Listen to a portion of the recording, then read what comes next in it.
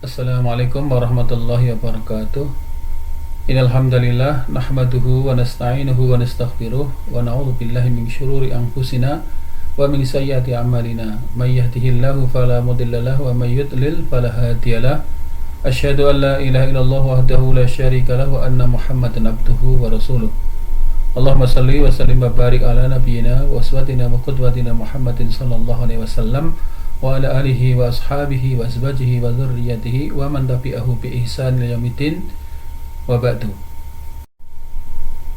Saudara-saudara sekalian yang senantiasa dirahmati Allah Subhanahu wa taala, kiranya Ramadan tahun ini akan sangat berbeda dengan waktu-waktu sebelumnya, yakni dengan tidak diselenggarakannya sholat taraweh, sholat jamaah, bahkan Jumatan. Hal ini tidak lain dari adanya dampak penyebaran virus corona yang hingga detik ini belum juga ada tanda-tanda mereda.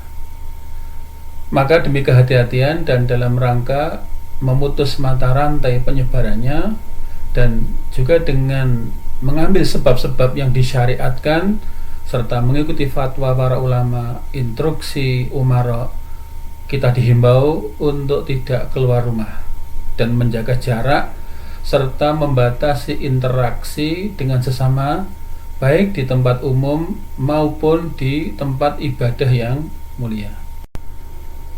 Namun bagi kita yang terbiasa menjaga sholat jamaah di masjid, Jumatan, bahkan menuntut ilmu maupun mengkaji Al-Quran, ketika ada uzur yang menghalangi, maka pahala tetap didapat dengan sempurna. Hal ini berdasarkan keumuman sabda Rasulullah sallallahu alaihi wasallam, "Idza maridul abdu aw safara kutiba lahu misla ma kana ya'malu muqiman sahihan." Apabila seorang hamba sakit atau bepergian, maka Allah mencatat pahala baginya seperti amal yang dikerjakannya sewaktu ia sehat atau tidak bepergian. Al-Allamah Ibnu Utsaimin berkata, orang-orang yang mendapat uzur ditulis baginya pahala jamaah secara sempurna jika ia memang biasa sholat berjamaah. Hal ini berdasarkan sabda Nabi kita sallallahu alaihi wasallam sebagaimana yang tersebut di depan tadi. Dan wabah corona termasuk uzur syar'i yang menghalangi seseorang untuk pergi ke masjid. Maka sholat di rumah merupakan rukhsah syar'i, keringanan syariat, dan sebagai usaha untuk mencegah meluasnya penyebaran virus tersebut. Al-Mawardi dalam kitab Al-Insaf, beliau mengatakan, diterima alasan orang yang meninggalkan Jumatan dan sholat berjamaah karena alasan sakit, tanpa adanya persisian di antara ulama. Juga yang meninggalkannya karena khawatir terjangkit penyakit tertentu. Juga karena adanya dalil Al-Quran tentang disyariatkannya sholat di rumah dalam kondisi khauf atau ketakutan. Allah berfirman dalam surat Yunus 87, "Waj'alu buyutakum qiblatan wa aqimus shalah wa basyiril mu'minin." Dan jadikanlah olehmu rumah-rumahmu itu sebagai tempat sholat, dan dirikanlah olehmu sholat, serta gembirakanlah orang-orang yang beriman. Pada situasi saat ini, seorang disunnahkan sholat di rumah bersama keluarganya secara berjamaah. Hal ini berdasarkan hadis dari Ubay bin Ka'ab bahwa Rasulullah sallallahu alaihi wasallam pernah bersabda, "Sholatur rajuli marrajuli aska min sholatihi wahdah." Sholatnya seseorang bersama satu orang lainnya lebih bagus daripada sholatnya sendirian. Wa sholatur rajuli ma'arajulaini aska min sholatihi ma'arajulain. Dan sholatnya seorang dengan dua orang lebih baik daripada sholatnya bersama satu orang. Wa ma kanu aksaro fahuwa ahabbu ilallah azza wa jalla. Dan apabila semakin banyak orang yang sholat bersamanya, ia disukai oleh Allah azza wa jalla. Hadis riwayat Abu Dawud dan An-Nasai. Dalam kondisi seperti ini, hendaknya seorang membuat musalla di rumahnya untuk dia gunakan berjamaah bersama keluarganya.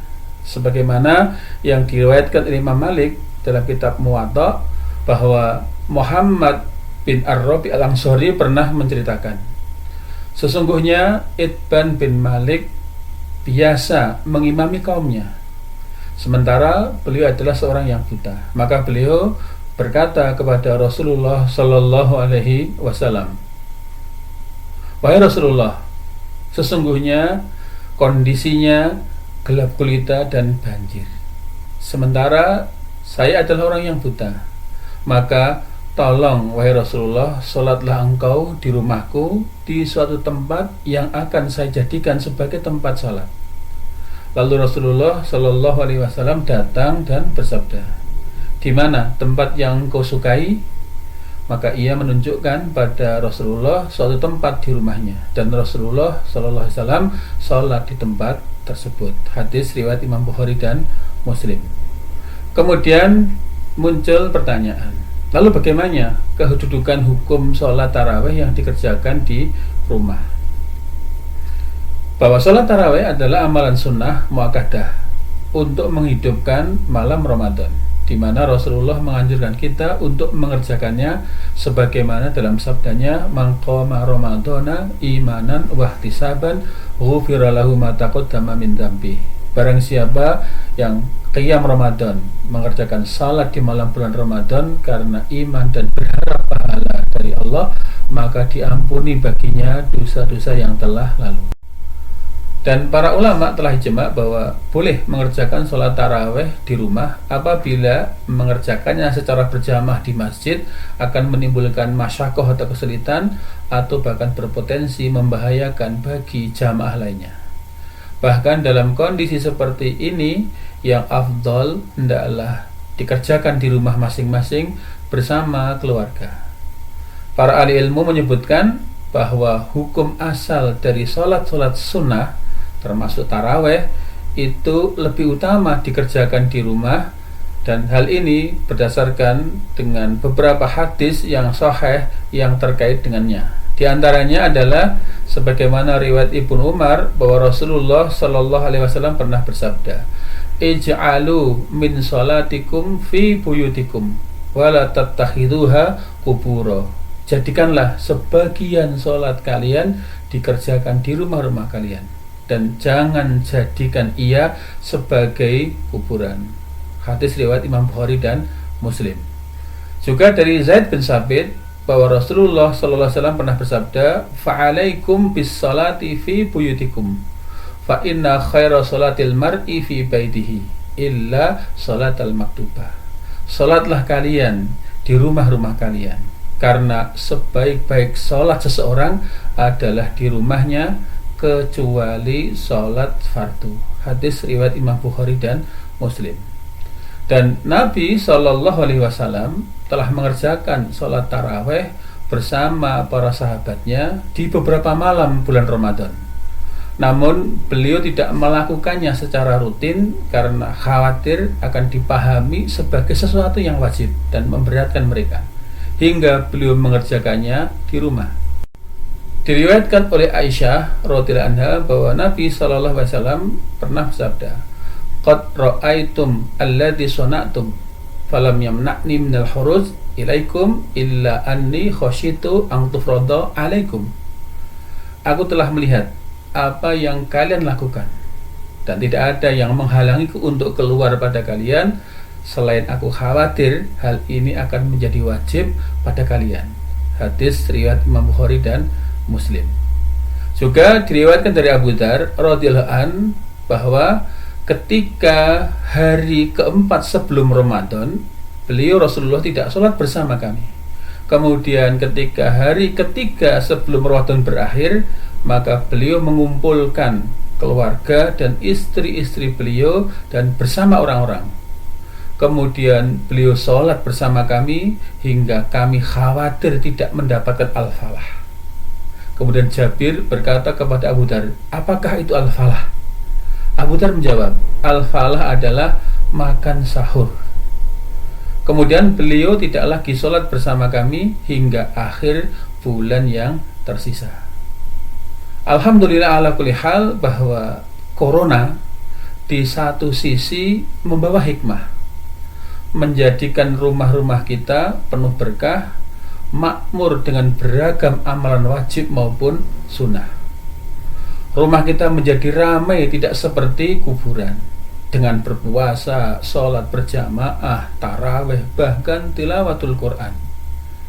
Maka saatnya memberdayakan semua potensi keluarga yang ada. Bergantian ayah dan anak laki-laki menjadi imam, baik dalam sholat fardu maupun taraweh. Apalagi bagi anak-anak yang mondok, taraweh bisa sebagai arena latihan mengimami sekaligus murojaah hafalan Al-Quran.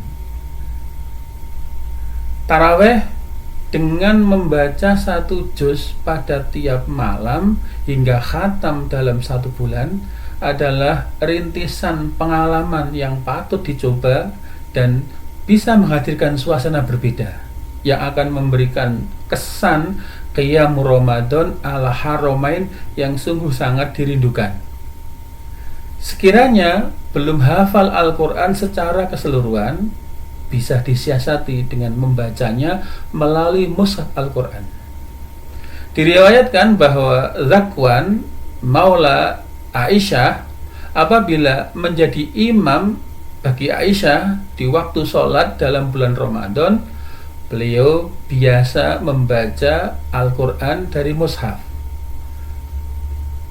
Kemudian kita punya harapan besar kepada Allah agar Ramadan kali ini, walaupun kita masih dibayang-bayangi suasana yang tidak menentu dampak dari virus corona, kita berharap, bermohon sekiranya Allah senantiasa memberikan karunia-Nya kepada kita sekalian dan kita dipertemukan dengan bulan Ramadan yang penuh berkah dan ampunan.